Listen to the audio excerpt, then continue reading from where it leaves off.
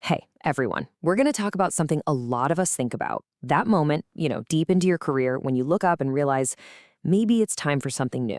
So today, we are diving into a really smart, strategic guide for making that big mid-career pivot. So, does this question hit close to home for you?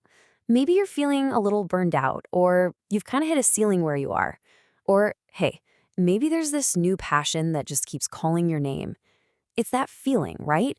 The sense that your current story is winding down and you're starting to wonder what the next one's even going to look like. And this, right here, this is the big idea we're going to unpack. This isn't about trying to hide your past or, apologize for wanting a change. It's the exact opposite. It's about owning your entire journey and showing how all that experience, that wisdom, that maturity, all of it is exactly what makes you the perfect person for whatever's next. So here you are standing at this career crossroads. And yeah, it can feel pretty daunting. I get it. But let's flip the script on that. This isn't some kind of crisis. This is a powerful point of decision, an opportunity that you've earned by having a rich professional life behind you. Okay, let's just get one thing straight right away. A career pivot is not about throwing away years of hard work to start from scratch. No way. It is a strategic evolution. You're taking this incredible foundation you've already built, all those skills, all that knowledge, and you're just building something new and exciting right on top of it. So before you take even a single step on this new path, you got to have a map. And in this case, that whole map-making process, it starts by looking inward. This whole section is about the self-assessment you need to do to really chart a clear course forward. The phrase career elevation gets thrown around a lot, but it can mean so many different things. The real question is, what does it mean to you? Is it about finally stepping into a real leadership role or making a bigger social impact? Maybe it's just about getting more flexibility for your life outside of work. Or maybe you want to dive headfirst into some cutting-edge new field. Getting crystal clear on this is your North Star. And here's where a classic business tool gets really personal. A SWOT analysis. Strengths, weaknesses, opportunities, and threats. It kind of forces you to get brutally honest with yourself. What are your strengths? I'm talking about those amazing transferable skills like stakeholder management or strategic thinking. And what are your weaknesses? Those real skill gaps. Then you look outward. What opportunities are popping up out there? And what are the market threats that might get in your way? Oh, this is so good. This illustrates a mindset shift that is absolutely crucial. See, employers, especially when they're looking at someone making a pivot, they value learners way more than knowers. A knower is kind of resting on their past expertise. But a learner is excited about what they don't know yet. You want to signal loud and clear that you are a learner, that you're ready and totally eager to adapt and grow in a new place. Okay, so you've done the internal work, you've drawn your map. Now it's time to build the bridge that's actually going to get you from where you are to where you want to be.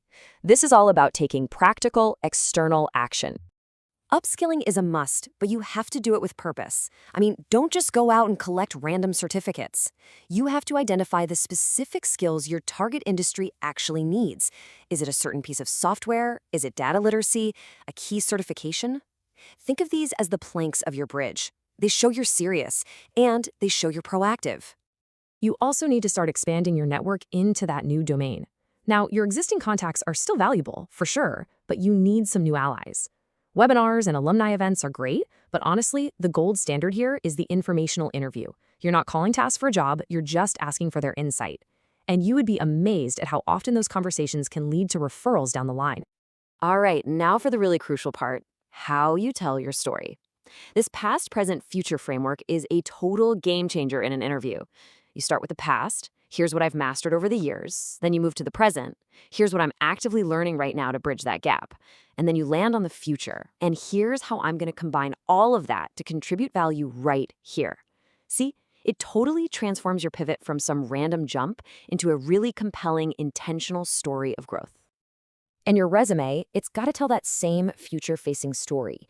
Don't just list your old job duties. You need to highlight your impact, your leadership, your adaptability.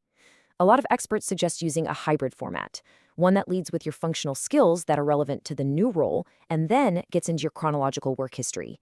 It immediately answers the hiring manager's biggest question: why are you right for this job? And here we are, the final phase. You've done the prep work, you've built your bridge, and now it is time to actually cross it. This is all about the execution and having the right mindset to land successfully on the other side. You know, making the leap doesn't have to mean just closing your eyes and jumping off a cliff. That's a leap of faith, and it's high risk. A much smarter approach is what you might call a strategic step sideways. This could be a contract role, maybe a consulting gig, or even a lateral move inside your company to a new department. It's a calculated risk that lets you gain experience and prove your value before you make that full jump. And hey, let's not forget the emotional side of all this. A career change is a major life event, period. It can be stressful, and it's definitely full of uncertainty. So, your mental and emotional readiness? It is absolutely non-negotiable. Whether that's through mindfulness, journaling, or maybe working with a coach, you've got to find what keeps you grounded and resilient through this whole process. All right, let's do some rapid-fire interview prep. You ready? First up, you are going to be asked this. So, why are you making this change now?